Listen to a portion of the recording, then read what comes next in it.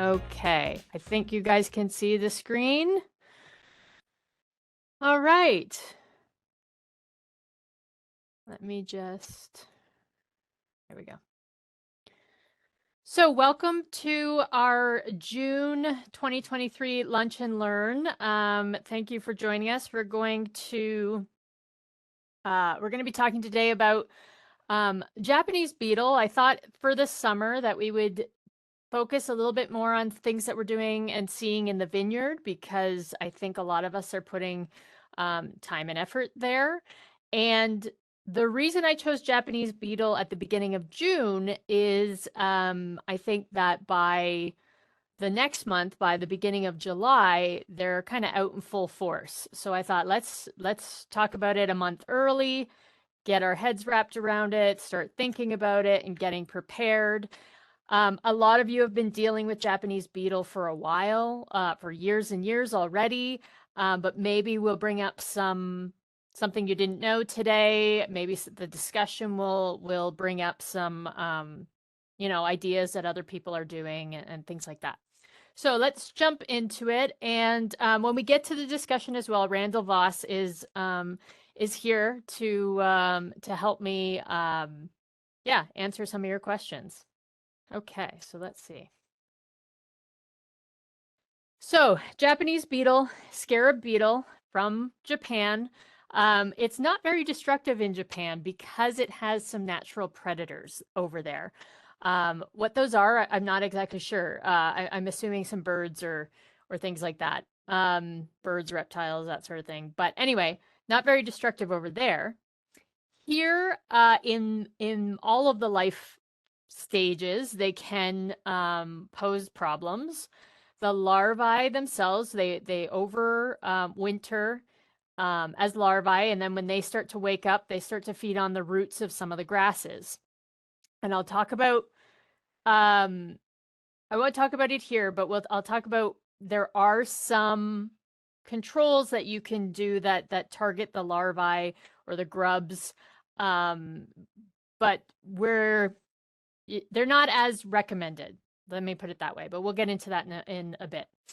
The adults that we all know, and they're quite pretty with that green color on them, but they consume leaves and exfoliate leaves, or defoliate, I should say. They skeletonize.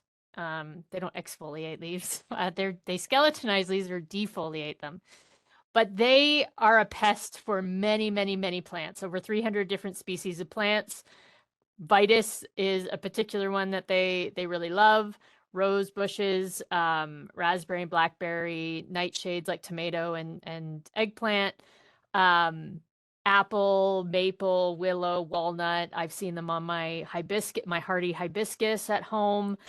So lots and lots of different plants that they are interested in. And it's more so about there's a metabolite that they really like in all of these plants. And I think researchers are still trying to figure out what those chemical compounds are that they are attracted to. So the population size fluctuates year to year.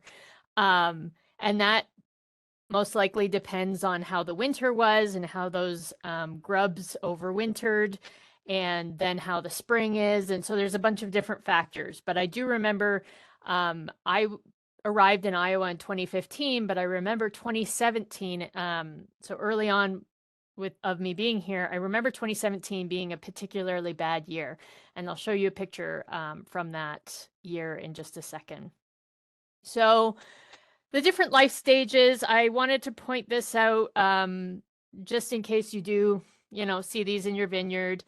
And I also did want to point out this particular publication because there's a lot of interesting background material. I know it's for corn and soybean. It was, the research was performed or the review, I should say, was written at University of Minnesota. So it does have a little bit of a Midwest spin to it, this article.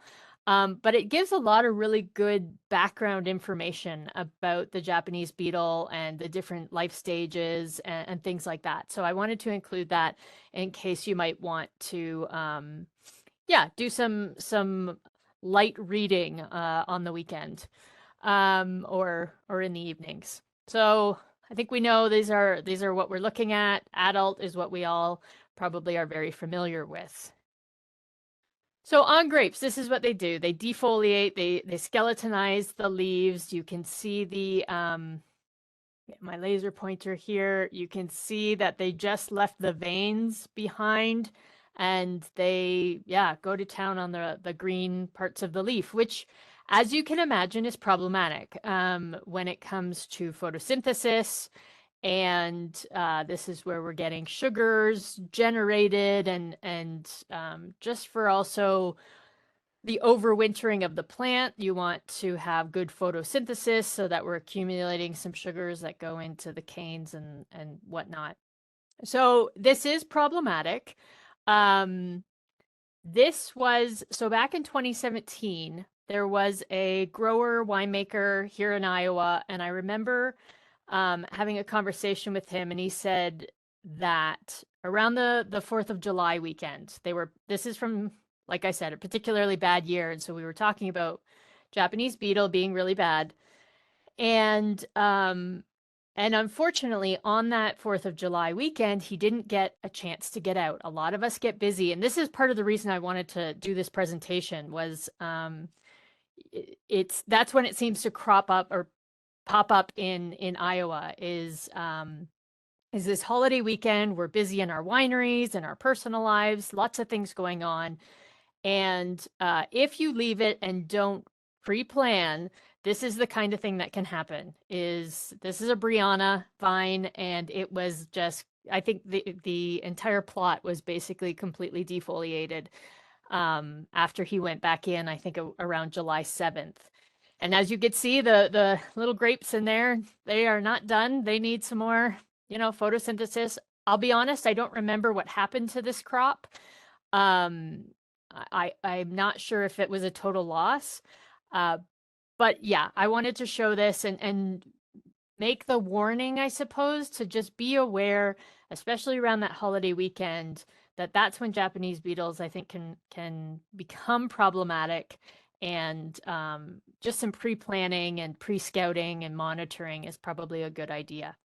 The other thing I wanted to show is how much are they actually defoliating. I think people tend to think that when they skeletonize leaves, it's worse than reality. So this picture, also from University of Minnesota, is showing what a 2% defoliation, a 6%, and a 10% defoliation is. So a 10% defoliation, you're still going to get pretty good photosynthesis occurring in that leaf. So just keep that in mind.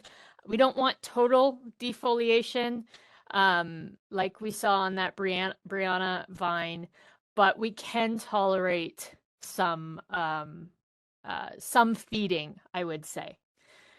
So the next thing I wanted to show you was it's not all doom and gloom when it comes to Japanese beetle, because I know I'm saying, be warned, be prepared. They can take away, your leaf area.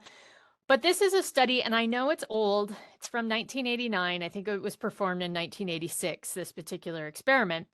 But it is specific to grapevines and Saval Blanc, and this was done at Virginia Tech. And Saval Blanc being a hybrid, I thought this was kind of a nice study to highlight.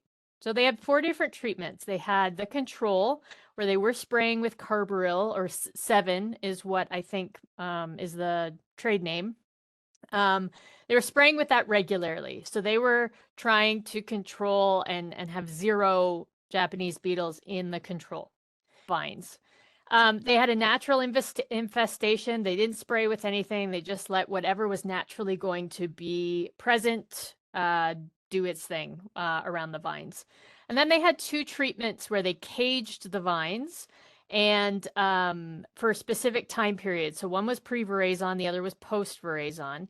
They put 100 beetles in there, and this equated to 2,300 beetle days. So that's those were their 2 treatments. And what they did at the end was they collected the fruit They looked at obviously at the vines as well, but they collected the fruit and tried to see what the impact on the fruit quality was. And like I said, it's not all doom and gloom. If you just look at the very bottom of this table, that's the percent leaf loss. So in the control, they had a little bit of leaf defoliation, a little bit more in the natural infestation, and then a little more in the pre-veraison and post-veraison. Those guys were pretty hungry. So if you're seeing Japanese beetles post-veraison, they might be a little more hungry than before. So just be aware, be vigilant against those guys. But what I wanted to point out is most of the fruit parameters were not terribly affected. So if we look at soluble solids here in the middle, we were going from a 19.5 for the control to 18.7 for post-veraison. And that's with a 10%, 11% leaf loss. And so that's really not that bad, I think. That's not a huge decrease. I think we can manage that. We can deal with that, I think, as winemakers. TA, again, also there's more acidity in those, so that didn't quite get the drop in acidity in the two treatments. But the pH was really not that bad as well. So I just wanted to point this out. It's not all doom and gloom. If you're successfully managing your Japanese beetle, I don't think that it is a little bit of leaf loss is going to be okay. And the fruit quality should be fine. I think total leaf loss, yes, okay, we're going to have some issues. But if you're on top of it and you do see a bit of leaf loss, it's not, it shouldn't affect your winemaking. Now, how does this affect, flavors and things like that? I don't know, but these are just the overall Brix PHTA type numbers. So, controls. How do we control for Japanese beetle? So I want to point out the Midwest Fruit Pest Management Guide. The link here, it's on our website. The link to it is on our website. It's free if you're looking at it virtually. If you want to buy it, it's $15, I think, to get a hard copy. But this is going to tell you for all the fruits out there and all your pests, your funguses, or fungi, I should say, your insect pests, what you should be using, and yeah, and just a lot of information in this booklet. So I highly recommend going through this and looking at it. This was something that I pulled out of a Wisconsin publication or Wisconsin website. And what they were recommending for Japanese beetle. There's a couple other ones that are recommended currently in the Midwest Fruit Pest Management Guide that are good, but this listed all of the excellent ones, so I thought I would leave it, just use this. Carbaryl or 7 is obviously the one I think that gets most used. And probably the reason for it is that these pyrethroids, the Danitol, Baythroid, and Mustang Max are all restricted use. So just be aware of that they are restricted use. And so there's some extra regulations about spraying those and whatnot. The other thing I want to point out is always make sure you're reading your manufacturer labels for instructions, warnings, your re-entry intervals for your workers, and your pre-harvest intervals, especially if you're going post-veraison and needing to spray for Japanese beetle. Make sure that you are checking these pre-harvest intervals because you do not want to be entering or having your volunteers, especially. A lot of us use volunteers. You don't want those people to be entering if these pesticides have not reached their pre-harvest intervals. So there are controls out there. There are chemical controls that we can be using against Japanese beetle, and they're pretty good. The Carbaryl, the one thing I wanted to say was that it's about a 7-day efficacy. So you do need to be on top of respraying this if you still have a good amount of Japanese beetles in your vineyards. So grub versus adult control, because you might see this, especially in the Midwest Fruit Pest Management Guide. There are insecticides out there that you could use for grubs. You might even see like a suggestion of tilling, or tilling your between the rows because they feed on grass. I'm not sure that we're not going to recommend that necessarily here in the Midwest. And the other thing is that you could control the grubs that are growing in your, row middles. But Japanese beetle are extremely, extremely mobile, so they could be coming from other places and infesting your vineyard. So, controlling the grubs is not going to guarantee that you have a good control of over the adults. So we do recommend controlling adults and just monitoring and scouting for when they are present. So again, like I said, repeated applications for the adult control are probably necessary. And be aware, some of the grub control, there is some toxicities to other wildlife. And so just, again, read your labels. And if you do have any questions, reach out to your county extension offices or Randall or myself, and we can point you in the right direction. What else did I want to say here? I think we're good. Okay, and there's lots of traps out there. You can find these at, local hardware stores, and maybe they work for you at home and have stayed out of some of your home gardens. But we definitely don't recommend them in a commercial setting. They're going to just attract more beetles. So we do not recommend these types of traps for a commercial vineyard. We think that the chemical controls that you can use are probably the best. So yeah, that's our recommendation there. Now I'm gonna switch focus for just 1 second to the spotted lanternfly, because I figured while we're talking about insects that are pests, let's just mention the spotted lanternfly. I don't think it's been reported in a vineyard yet here in Iowa. We're kind of, I talked to Randall about this last week. It's kind of a matter of time, and it'll probably be here. So, so let's just be kind of ready for it. It is mostly at the moment in Pennsylvania, New York. I think it's getting in probably Ohio, and then it's getting into Indiana, I think, already. They did mention it in California, but I think that was definitely a hitchhiker, because it is a hopper. It's not actually a flyer, it's a hopper, even though it's called a fly. So Pennsylvania State University, Penn State has a lot of information about this. They've probably been doing the most amount of background work on this pest, especially in vineyards, because they have a very active extension program in grapes. So the spotted lanternfly, they feed on plant phloem tissue and they eat the sap. That's what they're trying to get to.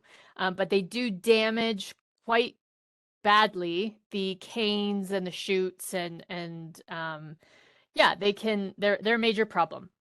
Whereas the Japanese beetle is really just going after the leaves.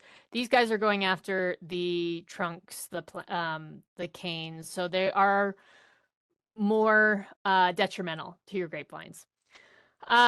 So they're preventing photosynthesis and preventing transport of these nutrients through the phloem. They're preventing the actual transport down into the roots for overwintering and things like that. So they're causing more damage to our grapevines than something like the Japanese beetle. Reporting at this point, we really need to stay on top of where these things are. If you see it, take a picture, collect the insect, and note your location. And then what do? There, you can reach out to IDALS, so the Entomology and Plant Sciences Bureau. You can contact any ISU extension office. Your local county office should be able to point you in the right direction. And there's also the Iowa Invasive Species Tracking website. So this website, you can upload a picture, upload your location, and it will get to the necessary people. And if you really, if you're in the moment, you can't remember any of those things, please contact me, contact Randall, and we will help you report it. But the biggest thing is take a picture, collect the insect, and definitely note your location, because that's going to help us figure out where it's spreading to. And they look very different from their egg mass all the way up to their adult stage. There's very different spotting and colorings and things like that. So this is where pictures and actually collecting the insect are important. And then lastly, I just wanted to point out there's obviously different types of controls. This is kind of the pyramid or the stepwise of all IPM, insect or integrated pest management, where you start with cultural control all the way up to chemical control, and your environmental impact and cost typically increase as you go from 1 to 5. But I did want to mention that, and this is specific to Japanese beetle, this particular, it came out of this Penn State article. Carbaryl should be effective against this pest. So if you were using carbaryl for Japanese beetles, we should be able to use carbaryl as well for spotted lanternfly. But when they get here, let's not say if, when they get here, I'm sure Randall and the other extension specialists will be on top of it and letting people know how to control these guys. So in conclusion, I just want to say Japanese beetle and spotted lanternfly are both pests that we should be vigilant about.